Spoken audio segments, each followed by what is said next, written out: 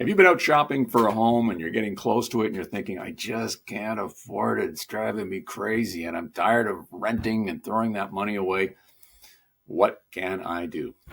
Hey, it's Ian Thompson. Welcome back to my YouTube channel. I had a great meeting with Adam Hawryluk, super mortgage broker, yesterday. Flawless Financing is his name of his business, and I highly recommend him if you haven't found a broker yet.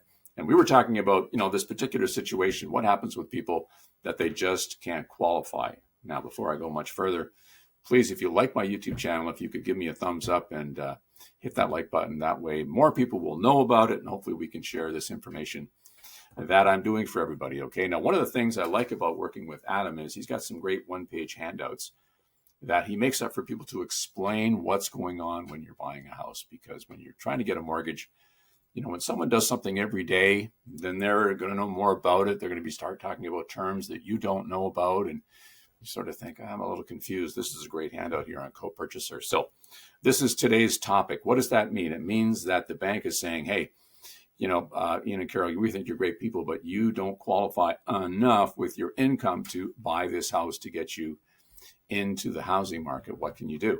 And one of the steps is you can ask your parents to be co-signers with you, because they're going to bring their credit history with them. Obviously, hopefully it's a good credit history with yours, and together there's enough buying power to get that mortgage to buy that house that you're looking for. Now, a couple of things that Adam talks about here is good. You can talk about, property transfer tax. You can set up the title where it says that one person is 99% ownership and the other one's 1% because of having to pay or not pay the property transfer tax. So you do want to talk to a lawyer about that. There's pros and cons. There's always pros and cons for everything that you're trying to think of doing, right? What makes a good co-signer? Adam goes on to say, well, it's obviously somebody with a high credit rating. That's what you want. They'll be able to help you.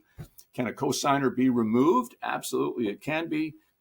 This could happen over time. It might be a discussion you have with your parents. You're saying, hey, we want to get into the market.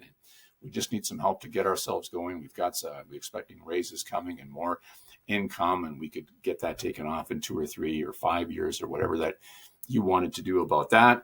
One of the things you want to consider is that, of course, everybody has to be comfortable with this relationship that you're going into. I mean, once you have 2 people on the title, that's something to consider.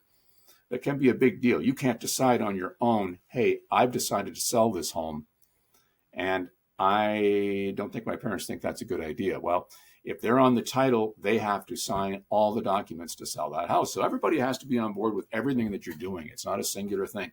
You're going in this together. So that has to be well thought out all the way through here. Are you both parties on the same page and going to make the best decisions going forward about when to sell and when not to sell? And hey, maybe that's part of the reason you might say, I just need some help for 3 years. And then you can come off the title, and they might be happy to do that after your income's gone up and the bank says that's okay.